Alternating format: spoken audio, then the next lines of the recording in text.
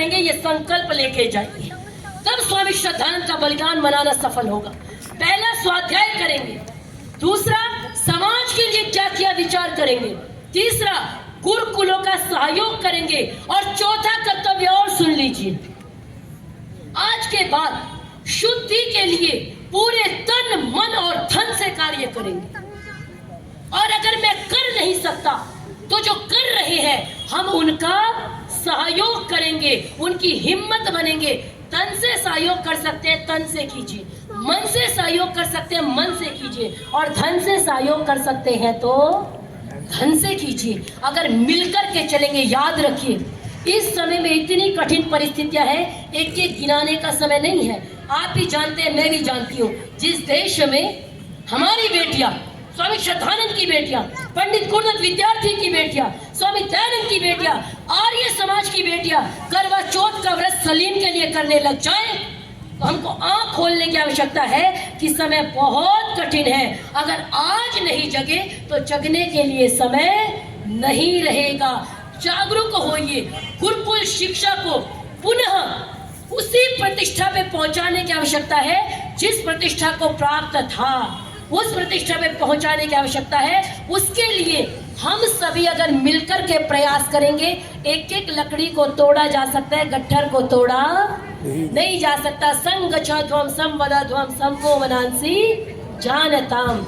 वेद के आदेश का पालन कीजिए, और याद रखिए अगर प्रेरणा लेकर के नहीं गए तो कितने लोगों ने अपना जीवन लगा दिया। हमारे सामने आचार्य जी विराजमान है, पहले गुरुकुल के स्नातक तैयार किए। आज भी आप कहीं जाएंगे तो आप पूछिए कहाँ से है, तो पता लगा जी एटा से है। दिल्ली विश्वविद्यालय की एचओडी वर्तमान में, आप पूछिए कहाँ से है, पता लगा एटा से है। सत्यपाल सर, आप बात कीजिए, मूल में आपको गुरुकुल मिलेगा। लेकिन आज हमने गुरुकुलों के लिए क्या कार्य किया वो विचार नहीं किया। पूरा पूरा जीवन लगा दिया लोगों ने, और हमने क्या किया, मेरा कर्तव्य क्या है। हमको ये तो याद रहता है कि दूसरे ने क्या किया, लेकिन मैंने क्या किया। 4 उंगलियां दूसरों की तरफ उठाते हैं, अगर एक उंगली अपनी तरफ उठा लेंगे तो निश्चित रूप से उद्धार होगा। और अंतिम में एक घटना सुना के वाणी को विराम दूंगी। काल्पनिक कथा है। एक बार एक जंगल में आग लग गई, तो एक छोटी सी चिड़िया अपनी चोंच में पानी भर के ला रही थी। तो एक बड़ा सा जानवर मुस्कुराया और मुस्कुरा के कहता है, अरे तू छोटी सी चिड़िया है, पंख तेरे पास है तो उड़ क्यों नहीं जाती, तू ही आग बुझाएगी पूरे जंगल की। तो उसने कहा, नहीं, मेरे जंगल में आग लग रही है, मैंने यहाँ खाया है, इसको गंदा किया है, यहाँ निवास किया है, तो मेरा कर्तव्य इसके प्रति है। अगर आज मैं भाग जाऊंगी तो मुझे कायर कहा जाएगा। और याद रखना, जब इस जंगल का इतिहास लिखा जाएगा तो मेरा नाम आग लगाने वालों में नहीं, आग बुझाने वालों में आएगा। तो हमारा नाम आग लगाने वालों में नहीं, आग बुझाने वालों में आए।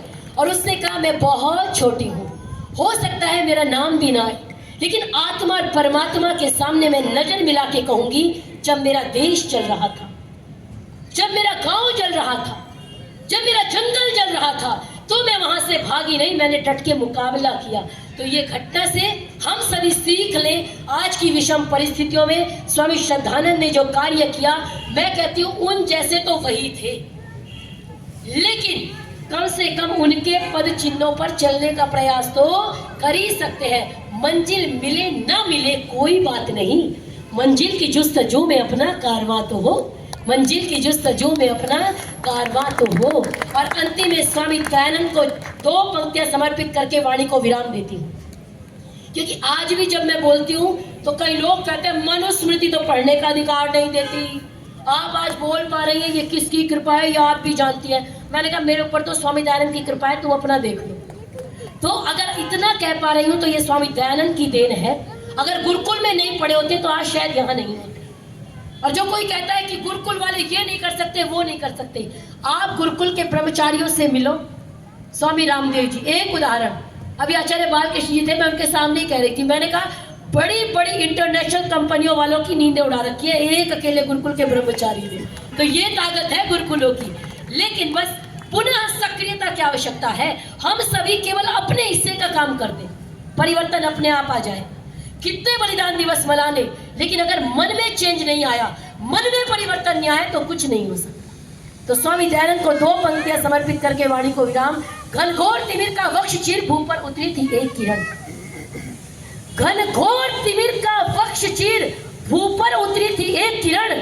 संदेश सवेरे का लाई, हम करते उसका अभिनंदन। और जंजीरों से जकड़े स्वदेश को राह दिखाई थी तूने, जिसको काल भी न बुझा सके वह ज्योति जलाई थी तूने। जिसको काल भी न बुझा सके वह ज्योति जलाई थी तूने। घनघोर तिमिर के आंगन में, घनघोर तिमिर के आंगन में तू बीज उषा के बोता था। आवाज लगाई थी तूने जब सारा भारत सोता था। आवाज लगाई थी तूने जब सारा भारत सोता था। महर्षि देव दयानंद की, महर्षि